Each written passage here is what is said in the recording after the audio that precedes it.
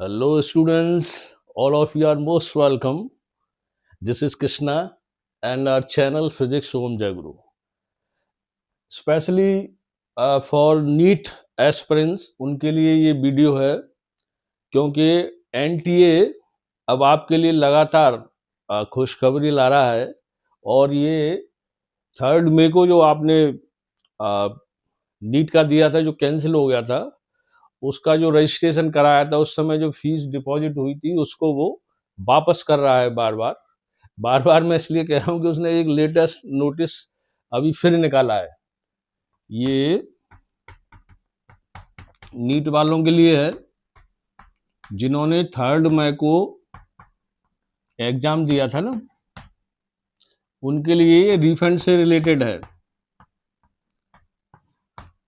लेकिन आप बोलेंगे सर रिफंड का आपने बताया तो था, इससे पहले एक वीडियो डाला था उसमें बताया था 7 जुलाई लास्ट डेट है और 7 जुलाई तो निकल गई। अब उसका क्या मतलब है, इसमें टाइम भी डाला था हमने 11:50 PM, लेकिन अब इसकी क्या जरूरत पड़ गई क्योंकि आज तो 7 है भी नहीं, वो तो गुजर गई। हाँ, इससे पहले मैं आपसे ये और कहूँगा कि आप हमारे चैनल को सब्सक्राइब जरूर करें क्योंकि नया चैनल है उसकी हमको ज़रूरत है जिससे चैनल ग्रो करे। तो अब बात ये आती है कि जो रिफंड है वो 7 जुलाई जब लास्ट डेट दी थी तो आज फिर अचानक क्या जरूरत पड़ गई। देखिए, जरूरत ये है कि एनटीए ने एक और नया नोटिस निकाला है। मतलब एनटीए ने एक न्यू नोटिस निकाला है और उसमें उन्होंने कहा है कि भाई देखिए, हमने तो अपनी तरफ से काम कर दिया था, बार बार हम याद दिला रहे हैं, लेकिन बच्चे फिर भी पूरे जो थे उन्होंने पूरी तरह इंटरेस्ट नहीं लिया है और अभी भी हमारे पास 8 या 10 लाख 8 to 10 लाख मतलब स्टूडेंट्स हैं, उन्होंने अपने बैंक डिटेल्स वगैरह अपडेट कराए हैं और जो बाकी के हैं वो फिर क्यों नहीं करा रहे, क्योंकि उसमें 3 मई वाले में तो बच्चे से दोगुने से भी ज़्यादा बैठे थे। तो जाहिर है उसका एक रीज़न ये रहा होगा कि बच्चे हैं, उन्होंने सोचा अरे 1500 रुपये हैं, 1600 रुपये हैं, क्या उनको वापस लेना, उसके लिए फिर फॉर्मेलिटी करो, बैंक डिटेल भरो, है ना, इस तरह से। तो हमारा कहना है कि आप सबसे रिक्वेस्ट है कि आप इस तरह से न सोचें। आप ये मान के चलिए कि आपके जो पेरेंट्स हैं उनका ये पैसा है, मेहनत से कमाया है और अब ये आपका पैसा नहीं है। ये बात ठीक है, आप उनकी संतान है तो उनकी ड्यूटी है ये, लेकिन आपकी भी ड्यूटी है कि उनके पैसे को आप इस तरह से बर्बाद न करें। जब एनटीए आपको दे रहा है वापस तो उसको लें। करना क्या है, उसकी साइट पर जाइए, डिटेल्स भरिए, पोर्टल खोल करके अपडेट करिए, इसमें बैंक अकाउंट नंबर है और आईएफएससी कोड एटसेट्रा जो भी होते हैं वो सब आप अपडेटेड करके और उसको सबमिट करिए।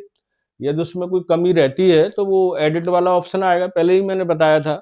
एडिट वाला ऑप्शन आए तो समझ लीजिए कुछ प्रॉब्लम है, तो फिर दोबारा से उसको आप रीचेक करके फिर अपडेटेड करिए और उसको सबमिट करिए। और ये जो नया नोटिस निकाला है इसमें एनटीए ने आपको फिर एक और मौका दिया है। अब की बार जो लास्ट डेट दे दी है उन्होंने, आपको 1 सप्ताह का समय दिया है, पूरा 1 वीक का, यानी कि 14 जुलाई। देखिए कितना टाइम दे दिया है ना, और टाइम वही 11:50। तो पूरा 1 हफ्ता आपको मिलता है। आप फुर्सत से आप अपने जितने भी बैंक डिटेल्स हैं उनको चेक कराएं और इसके अलावा यदि आपने पहले भरा हुआ है तो आप अपने रिफंड को चेक करें। बैंक पासबुक है उसको अपडेटेड करा लें या बैंक से स्टेटमेंट निकलवा लें, या फिर जैसे एटीएम कार्ड है तो वहाँ से भी पता चल जाता है, वहाँ से भी आप उसकी एंट्री या रिकॉर्ड निकाल सकते हैं। अदरवाइज ऐसा भी है कि जो बैंक है वो भी मैसेज भेज रही हैं कि एनटीए के थ्रू आपका ये क्रेडिट है। तो हमारी आपसे रिक्वेस्ट है कि इसमें लापरवाही ना बरतें। आप खुद सोचिए, half of the portion approximately अभी कंप्लीट हुआ है स्टूडेंट्स का, क्योंकि जितने स्टूडेंट्स बैठे थे उसमें एनटीए बोल रहा है कि हमारे पास जो अपडेटेड इंफॉर्मेशंस आई हैं वो 8 से लेके 10 लाख तक, उन्होंने काफ़ी बच्चों का रिफंड कर भी दिया है। तो आप इसमें पूरा पूरा इंटरेस्ट लें और इस पैसे को वापस ज़रूर लें। और कोई प्रॉब्लम है तो आप किसी की हेल्प ले लें कि किस तरह से वो भरा जाएगा या सबमिट किया जाएगा।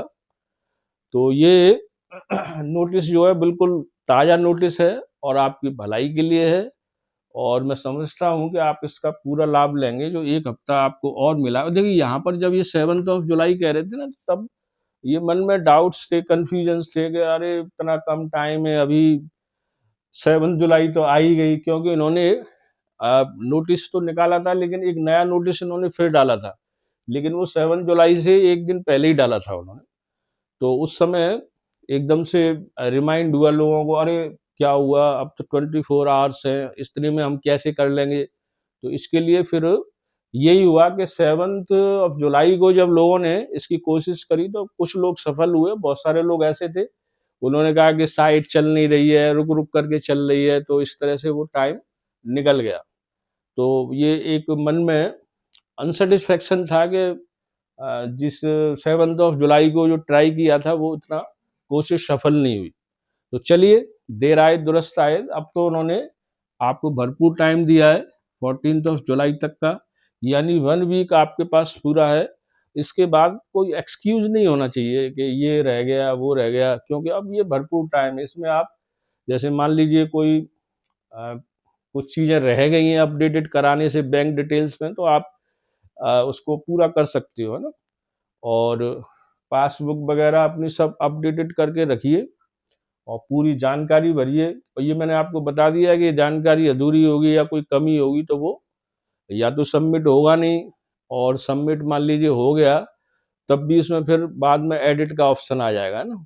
एडिट का आने से ही आपको पता चल जाएगा कि कुछ प्रॉब्लम रही है, तो उसको फिर दोबारा से करिए, है ना। तो ये मेरी शुभकामनाएं आपके साथ कि आप जो है नीट 2026 का जो आपने पेपर दिया था 3 मई को, और जो आपकी फ़ी उसमें डिपॉजिट हुई थी उसको आप रिफ़ंड करें, क्योंकि रिफ़ंड लें उसका, क्योंकि वो तो कैंसिल हो ही गई थी परीक्षा, आपको याद है। और आपने रीनीट का दिया था 21 जून को, यही पता हो। जो रीनीट का इसीलिए तो कराना पड़ा था क्योंकि पेपर लीक हो गया था। ये 21 जून को आपने दिया है और अब इस समय आप सब रिजल्ट का वेट कर रहे हैं। रिजल्ट जो है 20 जुलाई तक निकल जाना चाहिए या उसके आसपास निकल जाना चाहिए।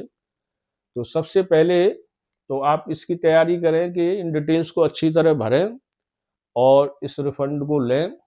सबसे पहली ड्यूटी आपकी यही है, और आप ये समझ लीजिए ये आपकी पर्सनैलिटी का एक हिस्सा है।